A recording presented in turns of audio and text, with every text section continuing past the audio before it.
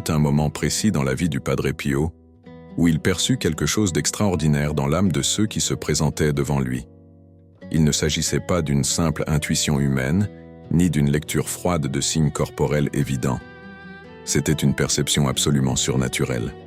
La capacité de voir la véritable condition spirituelle d'une personne avec la même clarté que l'on voit son visage au soleil. C'était comme si le voile séparant le monde matériel du monde spirituel disparaissait complètement en présence de ce saint homme, et que la réalité intérieure de chaque âme devenait visible comme la chose la plus évidente au monde. Un jour, un homme arriva à San Giovanni Rotondo avec une histoire qui faisait écho au cheminement spirituel de millions d'autres. C'était un juif d'âge mûr, un riche marchand dont la famille était profondément enracinée dans la tradition juive. Mais ce jour-là, il avait quelque chose de différent. Un malaise se lisait dans son regard, une dureté se dessinait sur son visage, qui ne trahissait pas du mépris, mais de la confusion. Il était venu trouver Padre Pio non par foi, non dans l'espoir de trouver des réponses, mais avec un scepticisme aigu, déterminé à prouver que tout ce qu'il avait entendu dire sur ce frère franciscain n'était qu'exagération, illusion, exploitation religieuse. Cet homme avait mené une vie de piété conformiste. Dès son enfance, il avait reçu une éducation rigoureuse aux enseignements de la Torah, aux pratiques des observances juives et aux espoirs messianiques tels que les concevait la tradition rabbinique. Il avait bâti son univers entièrement au sein de ce contexte religieux. Sa famille, son entreprise, son identité, sa conception de Dieu, tout avait été façonné par des siècles de tradition. Et pourtant, malgré cette façade de dévotion, un vide intérieur persistait, qu'aucune pratique religieuse n'avait pu combler. C'était un vide qu'il ne parvenait pas à nommer clairement. Ce n'était pas du doute. Il ne doutait ni de la véracité des écritures juives, ni de la validité des pratiques qu'on lui avait enseignées. C'était quelque chose de plus profond, le sentiment de chercher quelque chose que la religion qu'il pratiquait ne pouvait lui offrir. C'était comme s'il y avait un appel dans son cœur auquel les pratiques extérieures de sa foi ne pouvaient répondre. C'est ainsi que, dans un étrange mélange de désespoir et de curiosité, il avait décidé de partir à la recherche de ce moine dont il avait entendu parler d'histoires extraordinaires. Lorsque leurs regards se croisèrent pour la première fois, le juif était prêt à camper sur ses positions, à défendre son scepticisme, à résister à toute tentative de persuasion. Mais Padre Pio ne prononça aucun mot de bienvenue, ni aucune consolation superficielle. Au contraire, le saint homme scruta l'âme de cet homme au plus profond de son être et, d'une voix empreinte de la clarté de celui qui percevait des réalités invisibles aux autres, commença à lui révéler des vérités qui, en théorie, semblaient insondables. Padre Pio révéla des détails de la vie de cet homme juif que lui seul aurait dû connaître, les noms de ceux qui l'avaient lésé, des transactions commerciales malhonnêtes menées en secret, des pensées secrètes nourries dans l'isolement, des luttes intérieures qu'il avait complètement dissimulées. Mais le plus choquant, c'est que Padre Pio ne se contenta pas de révéler ces faits extérieurs. Il pénétra jusqu'à leurs racines spirituelles, montrant comment cet homme s'était construit des murs d'orgueil, comment il avait laissé la tradition de ses pères l'éloigner de la vérité, comment il avait rejeté Jésus non pas parce qu'il le croyait sincèrement faux, mais parce que l'accepter aurait signifié renoncer à tout ce sur quoi il avait fondé sa vie. Le juif était anéanti. Toutes ses défenses s'étaient effondrées comme des murs de papier. La force qu'il avait patiemment forgée au fil des ans s'était brisée en un instant. Il ne pouvait nier les révélations du Padre Pio. Il était impossible à un homme ordinaire de connaître des choses aussi profondes. De toute évidence, une force surnaturelle agissait à travers ce moine, quelque chose qui transcendait totalement les capacités humaines normales. Mais plus important encore que la simple révélation de ses péchés cachés, était la vérité que Padre Pio communiquait à travers ses paroles révélées.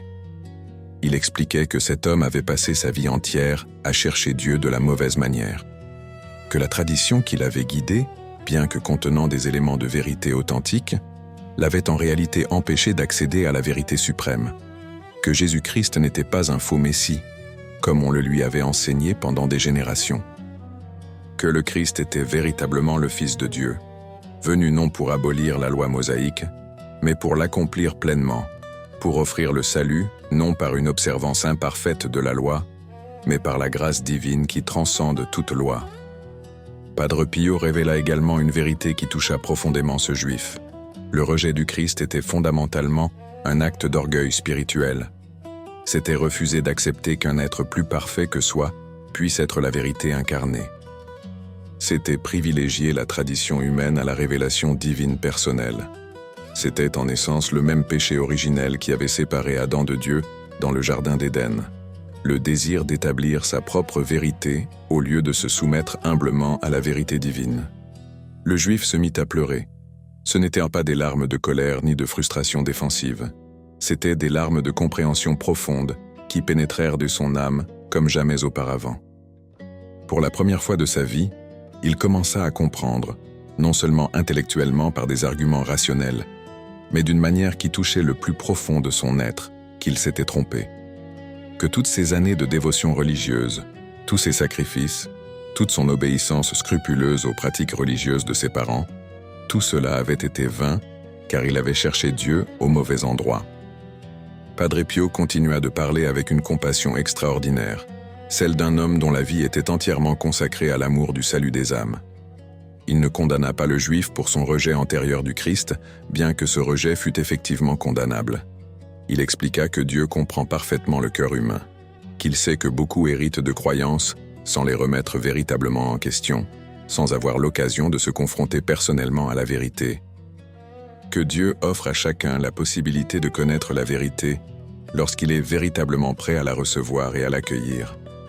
Et qu'apparemment, ce moment était arrivé pour cet homme, le moment où il était enfin disposé à baisser sa garde et à laisser la vérité le toucher. L'homme juif demanda au Padre Pio d'une voix tremblante ce qu'il devait faire. Comment pouvait-il abandonner tout ce en quoi il avait cru toute sa vie? Comment pouvait-il trahir la mémoire de ses parents qui avaient consacré leur vie à lui enseigner que Jésus était un faux prophète, un imposteur, une distraction loin du droit chemin? Comment pouvait-il se convertir à une religion qui lui avait été présentée comme une hérésie, une corruption de la vraie foi que ses ancêtres avaient préservée? Le Père Pio répondit avec une sagesse propre à celui qui avait vécu une vie de totale soumission au Christ. Il expliqua que la véritable conversion ne consistait pas à renoncer à toute la vérité que ses parents lui avaient enseignée, mais à comprendre que la vérité était bien plus profonde, bien plus vaste, bien plus vraie que ce qu'ils avaient pu saisir. Que le Christ n'était pas venu abolir la loi mosaïque, mais l'accomplir pleinement, en révéler le sens le plus profond. Que tout ce qui était bon et vrai dans la tradition juive trouvait en Christ son accomplissement, sa pleine signification, sa réalisation ultime. Padre Pio offrit aux Juifs l'opportunité de vivre personnellement la réalité du Christ d'une manière qu'aucune discussion théologique ne pouvait lui apporter. Il l'invita à recevoir la Sainte Communion, à participer au corps et au sang du Christ d'une façon qu'aucune pratique religieuse ordinaire ne pouvait offrir. Il expliqua que dans l'Eucharistie, la promesse du Messie attendue par toute la tradition juive depuis des siècles s'accomplissait enfin. Que le Christ était réellement présent, offrait véritablement le salut véritable et pouvait véritablement transformer une âme d'une manière incomparable. L'homme juif accepta l'offre du Padre Pio. Avec un immense respect et la profonde conviction de participer à un événement qui transcendait tout ce qu'il avait connu jusqu'alors, de recevoir littéralement le Messie promis par sa propre tradition, il communia pour la première fois de sa vie. L'instant fut extraordinaire, d'une portée spirituelle presque indescriptible. Les personnes présentes furent témoins d'une transformation visible. Le visage du Juif, arrivé avec un profond scepticisme et une grande dureté, rayonnait désormais d'une lumière spirituelle intérieure. Il pleurait, mais c'étaient des larmes de joie intense, de gratitude inexprimable, de la compréhension ultime qu'il avait trouvé ce qu'il avait cherché toute sa vie. Après avoir communié, le Juif demeura longtemps en silence. Il était en pleine introspection, submergeant toute notion de sa réalité, remettant en question ses attentes et bouleversant sa conception même du réel. Il avait ressenti quelque chose qu'aucune pratique religieuse, malgré toutes les années consacrées à la tradition juive, n'avait pu lui offrir. Il avait fait l'expérience d'une présence vivante, d'une réalité divine à la fois terrifiante par sa sainteté et profondément réconfortante par sa miséricorde.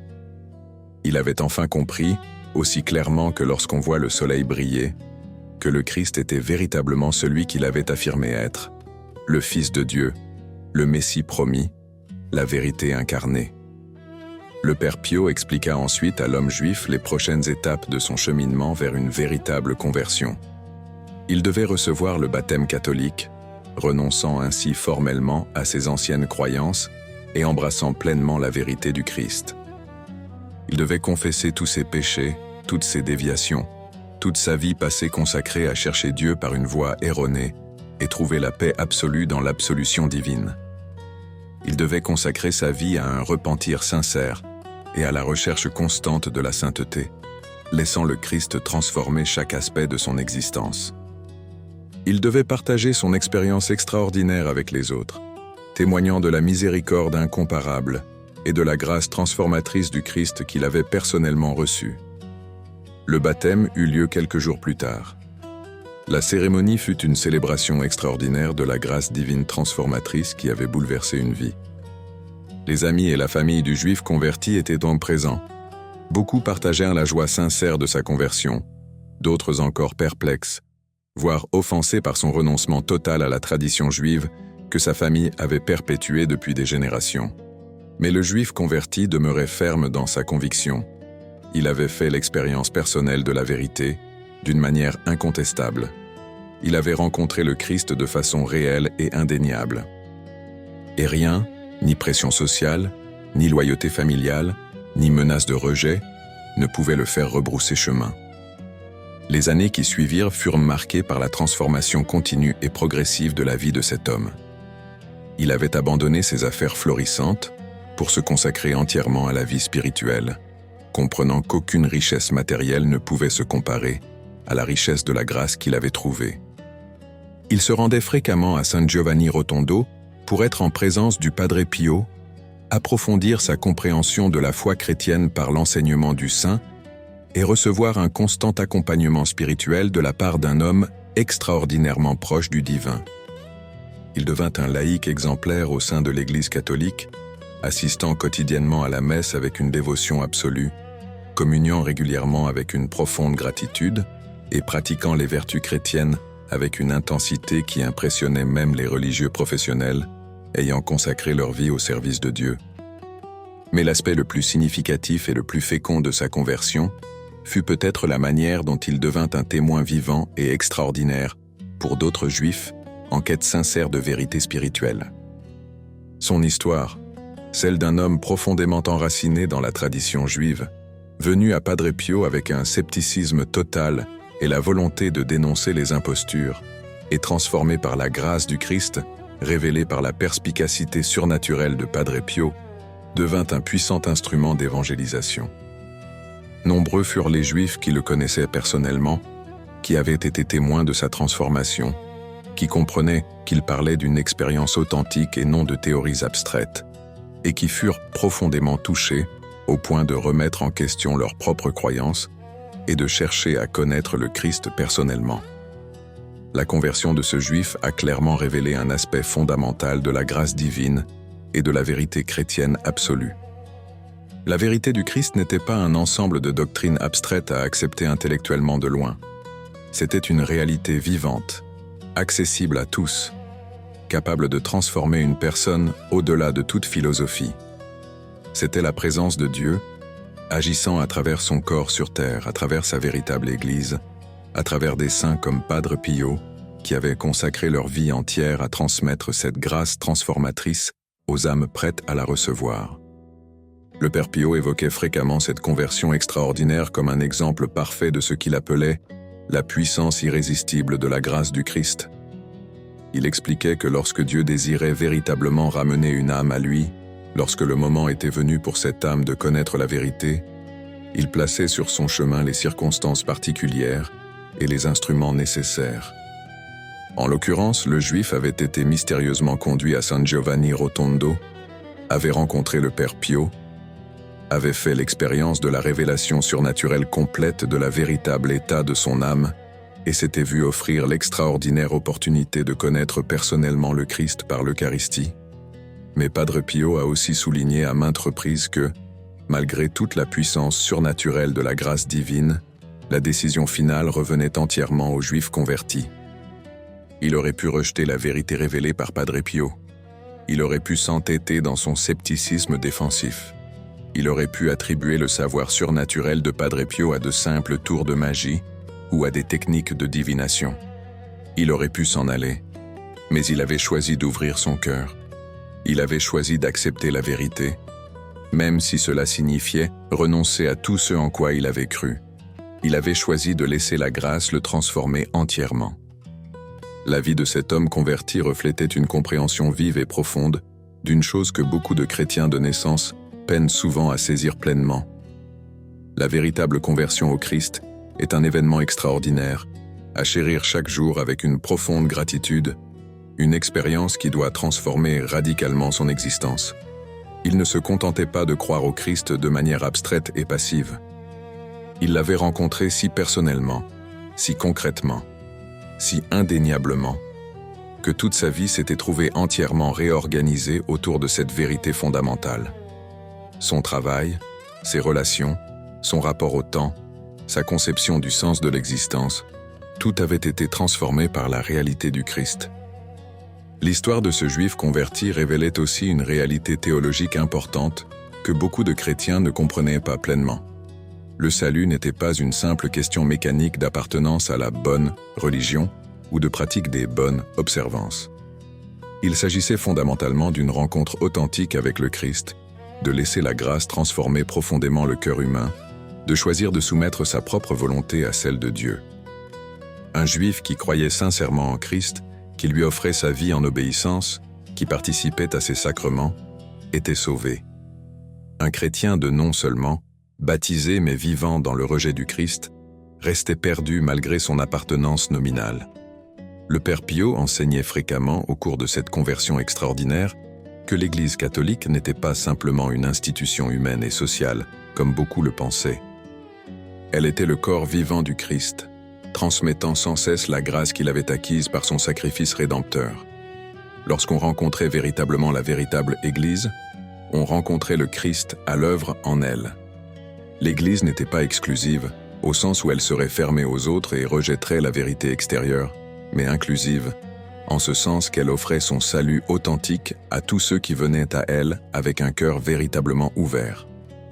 Le Juif converti vécut encore plusieurs années après sa conversion extraordinaire, années entièrement consacrées à une vie spirituelle authentique, à la transmission de sa foi, à l'expérience continue et profonde de la grâce qu'il avait trouvée en Christ. Lorsqu'il mourut enfin, ce fut en chrétien véritable et mûr, recevant les derniers sacrements avec une profonde dévotion, offrant sa vie en union avec le sacrifice rédempteur du Christ, quittant ce monde avec la paix véritable et absolue qui ne vient que de celui qui a trouvé la vérité et a vécu selon elle. La conversion de ce Juif par la grâce surnaturelle, agissant par l'intermédiaire de Padre Pio, laisse un héritage extraordinaire qui demeure pertinent aujourd'hui. Elle nous livre cette vérité libératrice. Nul n'est si perdu qu'il soit impossible de le retrouver. Aucune âme n'est si endurcie qu'elle ne puisse être touchée par la grâce divine lorsqu'elle y consent sincèrement. Aucune tradition religieuse humaine, aussi ancienne ou profondément enracinée soit-elle, n'est assez puissante pour éloigner quiconque du Christ lorsque celui-ci désire ardemment le rencontrer. Ce récit révèle aussi une vérité essentielle.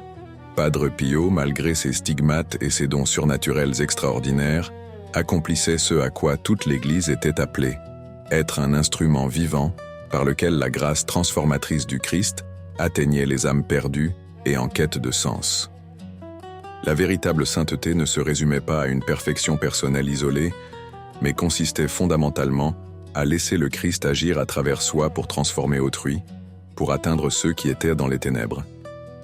Pour ceux qui cherchent à comprendre la véritable conversion, pour ceux qui veulent savoir si le Christ est véritablement la vérité, pour ceux qui cherchent à combler le vide de leur âme qu'aucune religion traditionnelle n'a pu apaiser, l'histoire de ce Juif qui a rencontré le Christ par l'intermédiaire de Padre Pio offre une réponse claire et indéniable. La véritable conversion est une transformation personnelle profonde qui naît de la rencontre non pas d'une religion abstraite, non pas d'un ensemble de doctrines, mais d'une personne, Jésus-Christ, vivante, réelle, capable de transformer une vie de façon radicale et incomparable.